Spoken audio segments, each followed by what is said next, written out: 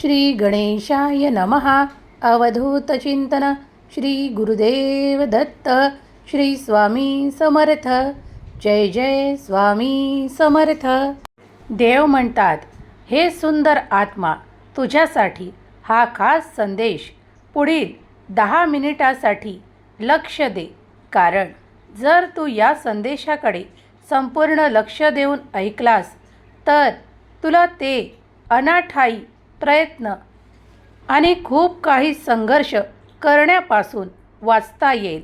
कारण मी तुला तो मार्ग दाखवू इच्छितो ज्यामुळे तुझा मार्ग निश्चित होऊन त्या मार्गाने तू उचित प्रगती साधू शकशील.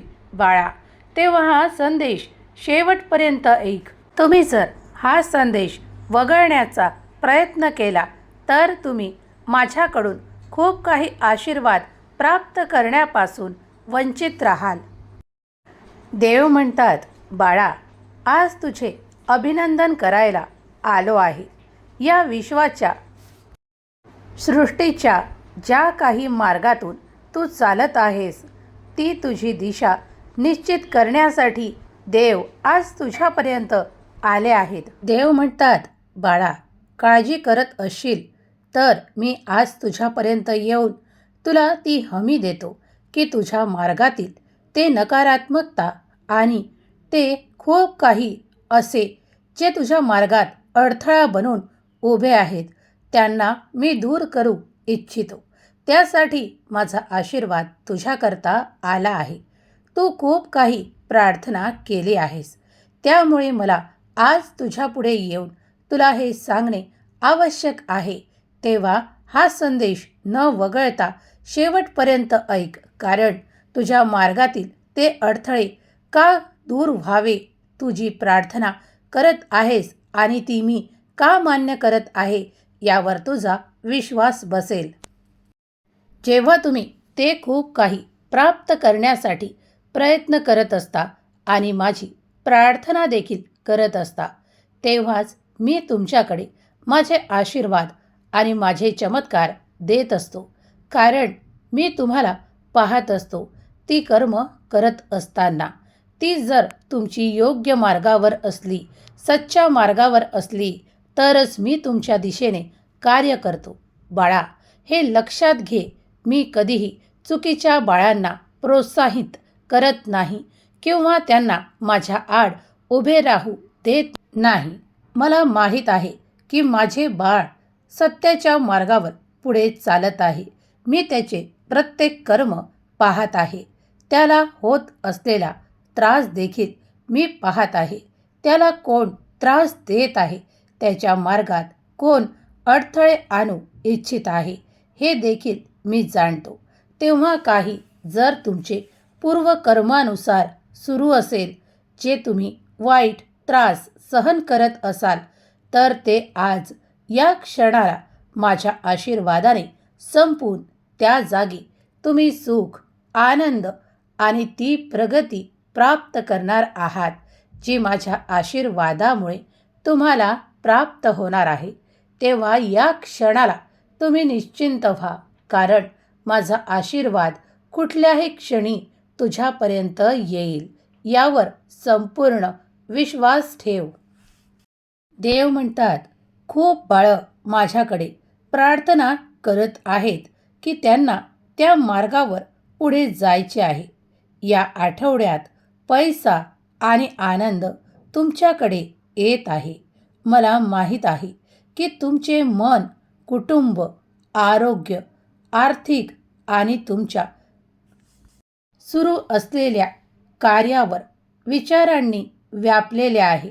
बाळा, त्यासाठीच माझा आशीर्वाद तुझ्यापर्यंत आला आहे.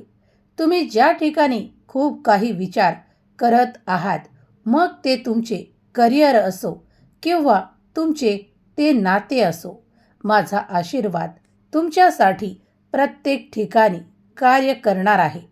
तुम्ही ज्या नोकरीसाठी ते प्रयत्न करत आहात ती मी तुमच्याकडे पाठवू इच्छितो.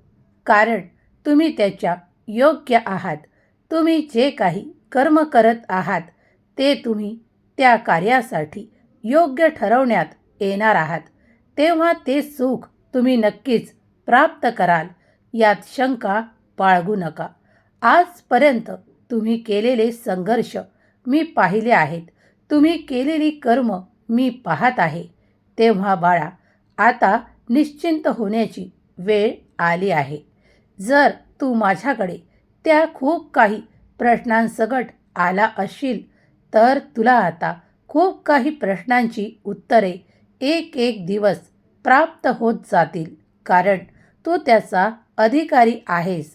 ते उत्तर तुझ्याकडे यासाठी देण्यात येईल कारण तू पुढील कार्य त्या योजनेनुसार करू शकला पाहिजे, यासाठी ते उत्तर तुला प्राप्त होईल.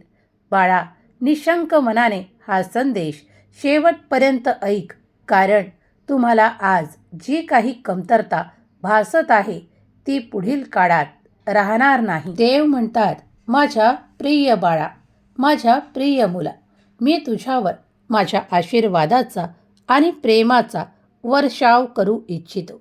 ते स्वीकारण्यासाठी तू सज्ज आहेस? बाळा, तुझ्या सर्व चिंता माझ्याकडे सोपव आणि मी तुला दीर्घ आयुष्य देईन.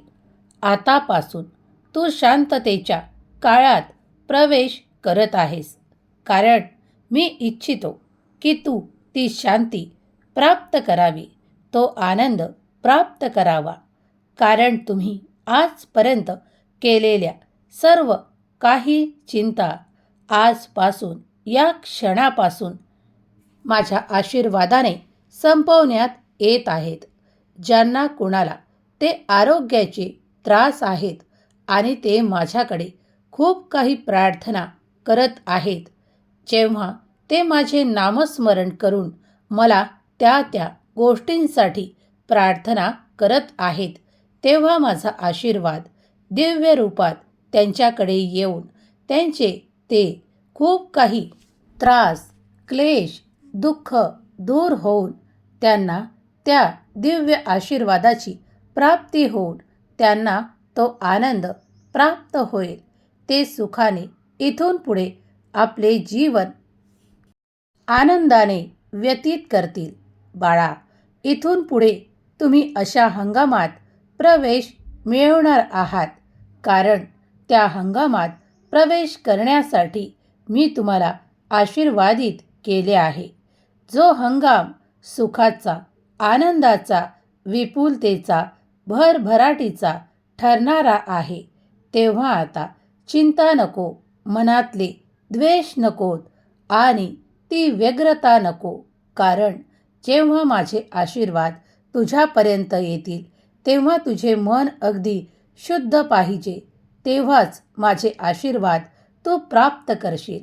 मनात कुठलीही शंका ठेवू नको, कारण माझे आशीर्वाद तुझ्यापर्यंत येतील तेव्हा तुला काही शुभ संकेत देखील प्राप्त होतील. म्हणूनच सांगतो, ते घेण्यासाठी, ते येण्यासाठी तू जी प्रार्थना केली आहे ती स्वीकार झाली आहे. आता तत्पर हो ते सर्व काही आनंद प्राप्त करण्यासाठी. देव म्हणतात, बाळा, मला माहीत आहे मी कितीही सांगून तू काळजी करत असतोस, तू चिंता करत असतोस, म्हणून मी वारंवार तुझपर्यंत येऊन तुला सांगत असतो की नेहमीच त्या चिंतेतून दूर राहा, काळजीतून दूर राहा. प्रत्येक माझ्या संदेशात मी तुला वारंवार हे सांगण्याचा प्रयत्न करतो, कारण तुझ्या मनाला खूप काही काळ असा जातो की तू परत त्या नैराश्यात जातो आणि त्या चिंता करत बसतोस. त्याऐवजी चिंतन कर, देवाचे नामस्मरण कर. देवाचे नामस्मरण तू जितके वेळा करशील तितके वेळा तू त्या नकारात्मकतेपासून दूर राहण्यास सफल बनशील. तेव्हाच तू माझ्यापर्यंत अगदी तत्परतेने माझे आशीर्वाद प्राप्त करशील. बाळा, या क्षणाला तुझ्या मनात जी काही प्रश्न आहेत त्यांची उत्तरे देखील तुला पुढील काही काळात प्राप्त होणार आहे.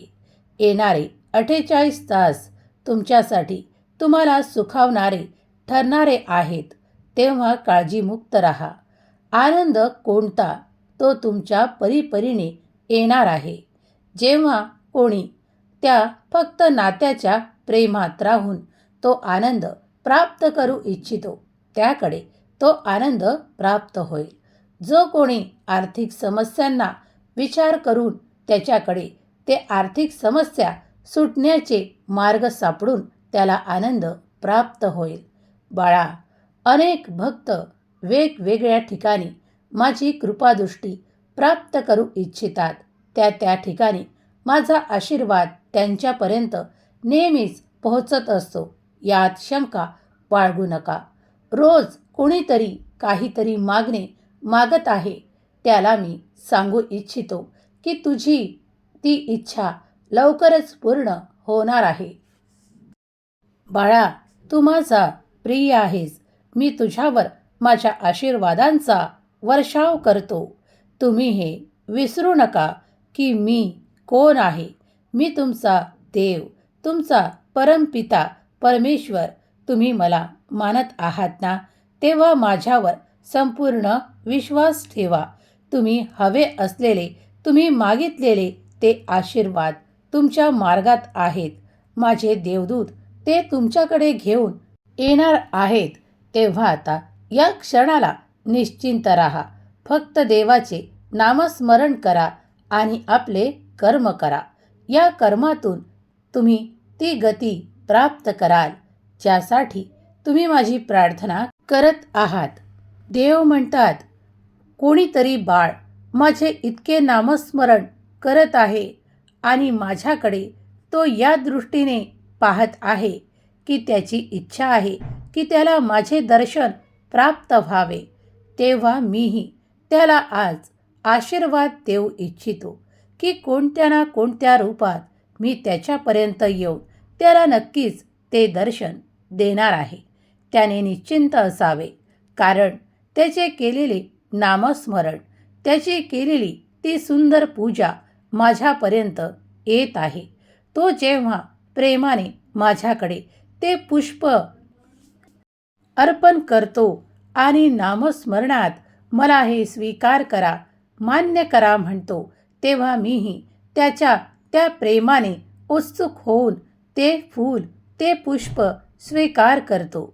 बाळा, अधिकाधिक तुमच्या प्रेमाने आणि तुमच्या आपुलकीच्या भावनेने मी अगदी प्रसन्न आहे.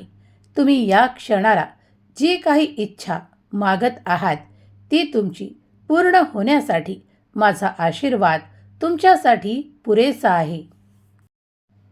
जो कोणी हा संदेश प्रेमपूर्वक, श्रद्धेपूर्वक ऐकत आहेत त्यांनी देवाचा नामघोष करायला श्री स्वामी समर्थ, जय जय स्वामी समर्थ विसरू नका.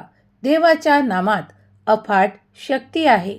देव तुमच्यासाठी निरंतर कार्य करण्यासाठी इथे उपस्थित आहेत. देवाकडे तुमची प्रार्थना करा. देवाकडे ती विनंती करा की देव तुम्हाला ते सर्व काही देवोत आणि देवाच्या नामात राहा. नामाची शक्ती अफाट आहे, अद्भुत आहे. तुम्ही त्याचे अनुभव कराल की तुम्ही जेव्हा नामस्मरण करता तेव्हा तुम्ही देवाच्या अगदी जवळ स्वतःला प्राप्त करता.